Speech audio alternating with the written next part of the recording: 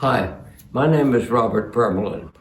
I recently completed a long scroll I call Carnevale, composed out of 11 paintings that were designed to be joined together to create a continuous narrative. In final form, Carnevale will be printed on archival paper in a limited edition. Any major project by Robert Birmelin deserves our close attention. And after he gave me an overview, I called him up for some friendly interrogation. The origin of Carnevale goes back to a rather wild party that my wife, Blair, and I participated in some 60 years ago. We were living in Rome, where I'd been granted a fellowship.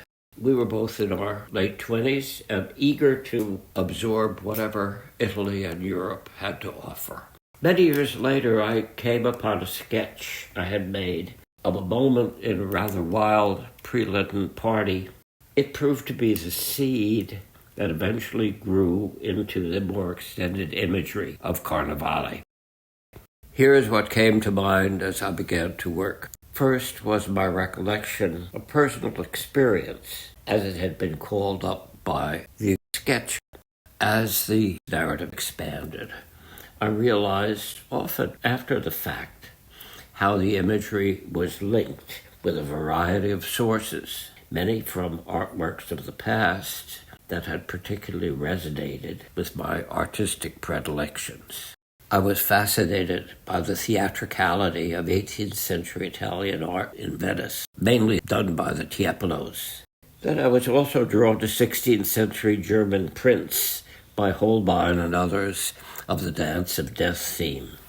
The eccentric symbolist art of Max Klinger and the psychologically acute art of Edvard Munch and Max Beckmann have hovered in the background of my mind for many years. And finally, I must admit I was taken by the classic Italian films, such as those by Fellini and Antonioni and others. Of course, I do not draw directly from any of these sources. They are part of the general artistic culture that has affected my own artistic inspiration. As I drew, these figures appeared. In a sense, they are characters in search of an author. It was only later, after they had made their presence on the page, that I began to identify them specifically. There is the scoundrel Punchinello. He introduces the comedy to the theater audience. A comedy of life, folly, and death. A pair of lovers is here, but note, the man wears a mask. There's a goddess about to shoot an arrow at a heavy-set fellow, a biker, who has raised his hands in surrender. Sexual romping on the floor, watched by an overweight Cupid, and others. Diana the huntress, with a bow slung over her shoulder, strides forcefully into the scene, as if to challenge its sexual disorder. Oh, and here is the bikini-clad Judith. She brandishes the bloody head of Holofernes in the face of an unsurprised priest. And now, a distraught queen, harassed and about to be disrobed by her court gestures. And who is this? A bespectacled scholar. He's studying a text. A Roman legionnaire peers over his shoulder, looking attentively. Oh, there's a child, a dwarf, walking by, accompanied by a large dog. A skeleton is chatting convivially with a group of fascinated women. The dance goes on. A dancing couple, a nude male, and his partner, a long-haired skeleton. How vigorously they dance. A third skeleton is embraced by a woman. Trailing them is an eager crowd. The crippled, the shabby, the old, Are they yearning, too, to join in this fatal dance?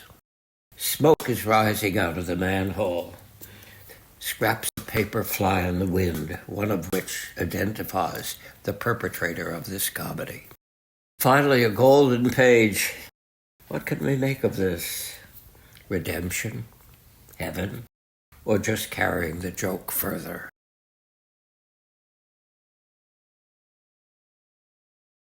Bob, was that party as wild as you depicted it? I doubt it.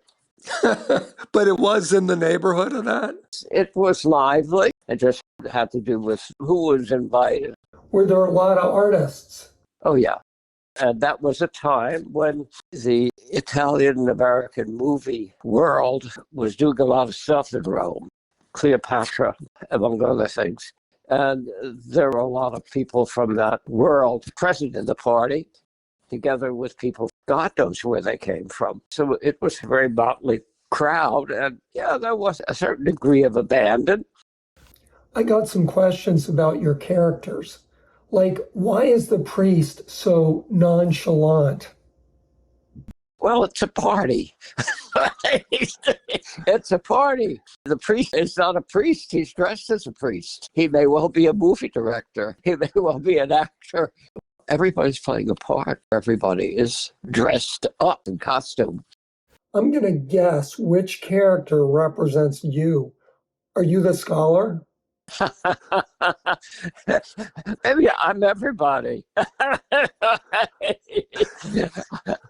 I'm the Puccinello of the game, as much as the lover and the headless Holofernes and the scholar and the man who dances with the skeleton. So who was Puccinello? Puccinello is a character in the Commedia dell'arte. He is rather a rascal, but has an endearing side. Is there a narrative structure flowing from left to right? In terms of the whole piece, we're making a transition from a theater to a carousing party